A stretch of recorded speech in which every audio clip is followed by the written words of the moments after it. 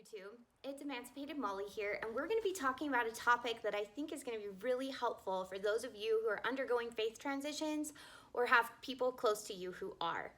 We're going to be talking about the subtle differences between empathy and sympathy and how it can make a big difference in your relationships.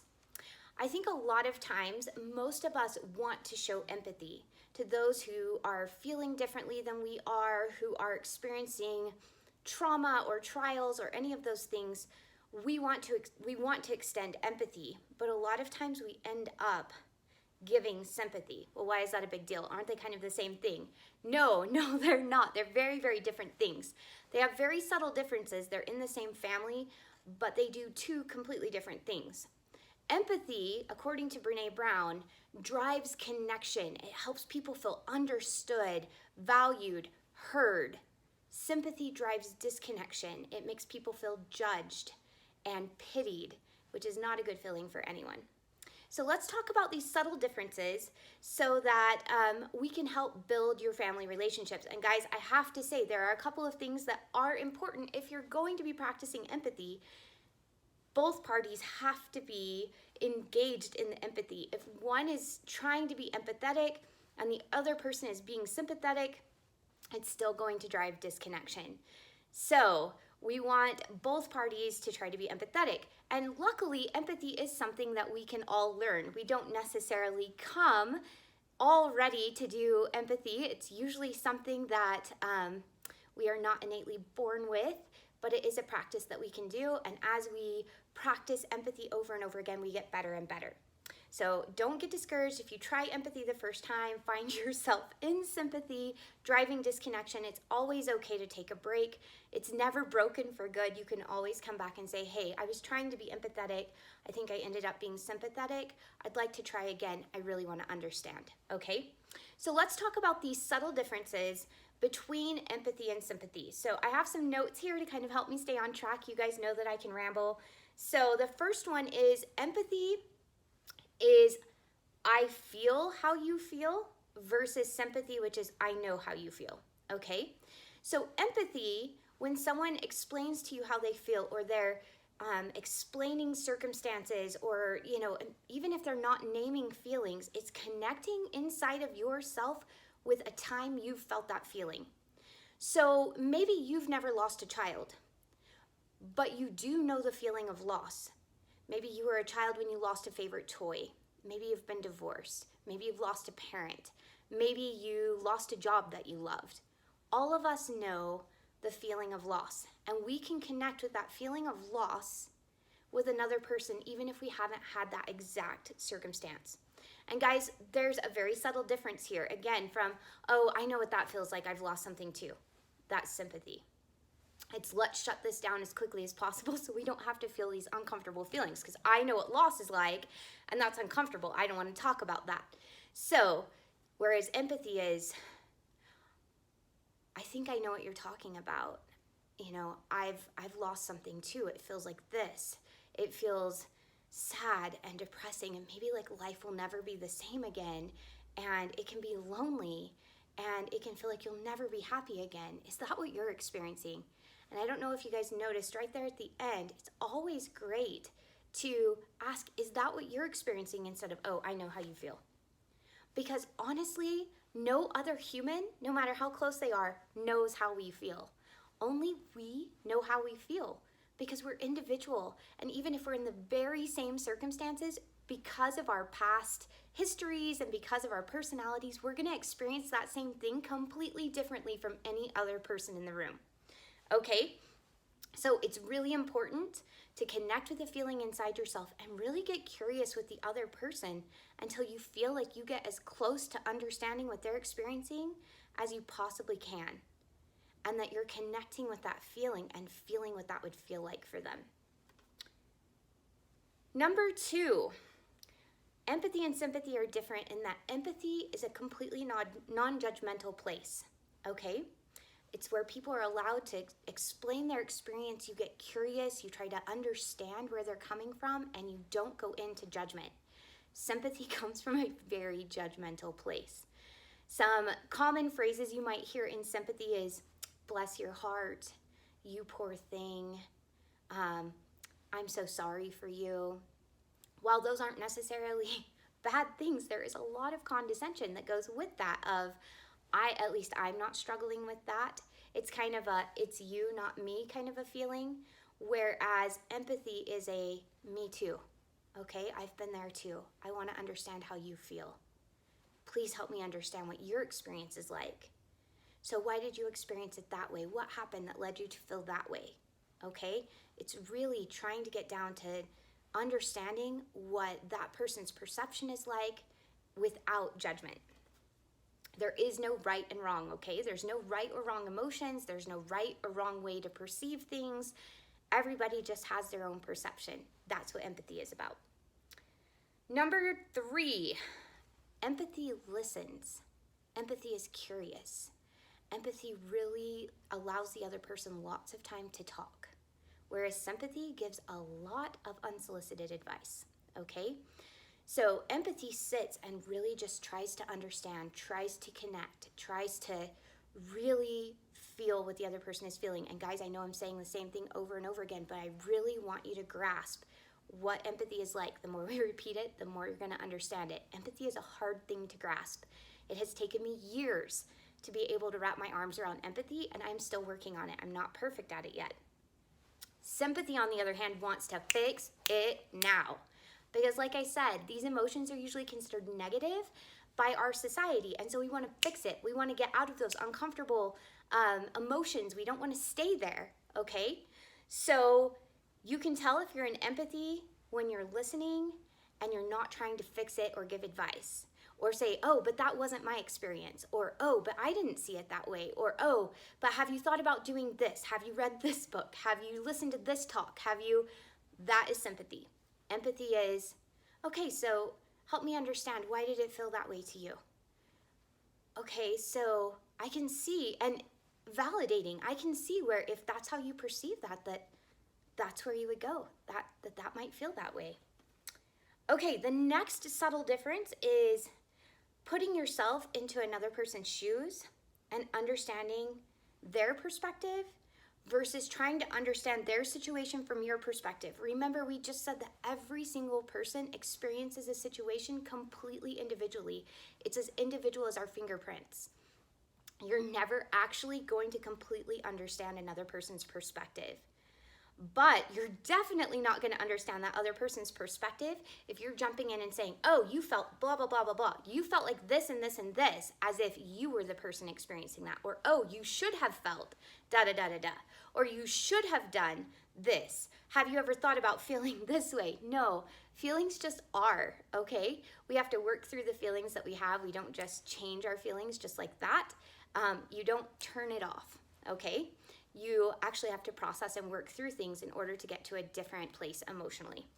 So it's really about putting yourself in another person's shoes. Again, it's all about curiosity and wanting to understand. Guys, it's not so much about what words you use or don't use. It's all about trying to understand the other person's perspective without hopping into judgment, which is so hard because we love judging each other, without hopping into problem solving, which is so hard because we love fixing each other's problems and being needed. Okay, if you guys wonder why I keep looking down, I have notes right here, so it helps me stay on track. The next subtle difference is I can understand how that feels. Again, connecting with something inside yourself that knows that feeling. Maybe not in that exact circumstance, but it knows that feeling of being lonely.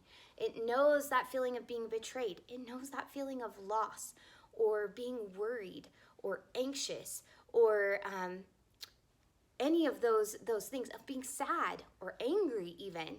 And no emotion is bad, you guys. Emotions are neither good nor bad, they just are. Ronald Fredrickson, who wrote Living Like You Mean It, a fantastic psychological book. If you are looking for a book to read, highly recommend it. That was completely life-changing for me to realize that anger, sadness, loss, depression even, were not bad things per se. They just were my body's way of telling me that something wasn't right. Okay, so empathy is I can understand how it feels. It must be pretty hard versus poor you or bless your heart like we talked about. The next one is empathy is really sensitive to nonverbal cues, okay? When someone says, yeah, I'm fine, they don't just take the yeah, I'm fine and move on. They say, hey, you don't look fine. Are you sure you're okay? Empathy really wants to understand. Empathy really wants to draw closer to the other person. It's not so much about just appearing to care as actually caring. It's not so much about being right or making a point or saving the other person so much as it is about just trying to connect. Okay? So, whereas sympathy only takes the surface meaning, they just take the words. If someone says, yeah, I'm doing all right, or yeah, I guess I'm fine, or yeah, everything's great, instead of asking more and saying, are you sure? Because you've just been through some trauma. Are you sure you're okay? Or I'd really like to talk. I'd really like to understand if you're ever game for that. I would love to be the person that you trust and sit there to be that person that they trust and actually show them they can trust you. Okay, empathy acknowledges your feelings and the other person's feelings, whereas sympathy shuts feelings down, okay? So empathy is comfortable with the feelings that both they're experiencing and that you're experiencing, okay? So if they're experiencing anger and you're trying to understand where the anger is coming from, it's not allowing that to trigger you and get defensive. It's staying in non-judgment, because defensiveness is judgment. It's staying in non-judgment and saying, okay, help me understand why you're angry. Help me see it from your perspective. Whereas sympathy goes straight to suppressing emotions. Like, anger is uncomfortable. I don't want to go there. And you try to shut it down, fix it, change the subject, put up a wall, be right, whatever it is, in order to shut down the emotion that's happening. I hope that is helpful for you guys. It has been life-changing for our family. Whether we're talking to our third grader about emotions he's experiencing at school, or we're talking together as a husband and wife, I can't tell you how many times an argument is starting to flare up, and one of us will say to the other, hey, it looks like I just triggered you. Can we talk about that? I want to understand what just happened for you. And when the other person says, I just feel like I do everything, again, instead of getting triggered, saying, okay, so tell me about that. What makes it feel like you're doing everything? I want to understand. I know what it feels like to be overwhelmed. It's, like a big brick inside of your chest, and you just want to throw up your hands and run away, or whatever it is, right? So, and say, help me understand what it feels like for you. When you get a chance to feel heard, understood, valued, people freak out less. When we feel like we are heard, accepted, valued, understood, we act out less, okay? Empathy is going to be the thing that helps overcome shame. It's going to overcome a lot of hurt. It's going to overcome a lot of anger. If you're wanting close family relationships, empathy is really the only way to go. It's the only way to drive connection. If you're wanting to be right, if you're wanting to defend your side of the fence, whether it's leaving the church or staying, keep using sympathy. Keep doing it your way. Keep trying to prove them right. Keep trying to fix the person. Keep trying to shove information down their throats. And guys, if you're in that position, I was there too, okay? So I love what Maya Angelou says about, I don't even know the quote, I'm going to butcher it, but she basically says, when you know better, you do better, okay? So you now know better. Try to do better. And whenever you fall back into sympathy, like we all do, or even worse, apathy, that happens too. When you fall back into sympathy or apathy, don't shame yourself. Come back to the person and say, hey, so we were having that conversation. I got triggered. I got defensive. I was in apathy. I was in sympathy. I want to do better. Do you mind if we revisit this conversation when you feel up to it? Could we maybe do it later today? Could we do it tomorrow? I want to try again and be empathetic. It is never too late to come back to a conversation with empathy. So you can completely botch it, and you can come back and say, hey, I did that poorly. I'd like to try again. It's really important for me to connect with you. I don't want to lose you. You're important to me. I love you. Can we try to empathize here? I want to understand you, and I want you to understand me so that we can feel connected.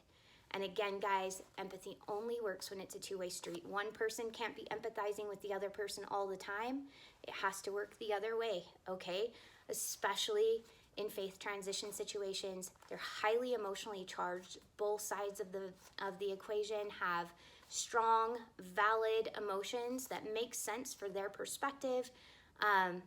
Both sides deserve empathy.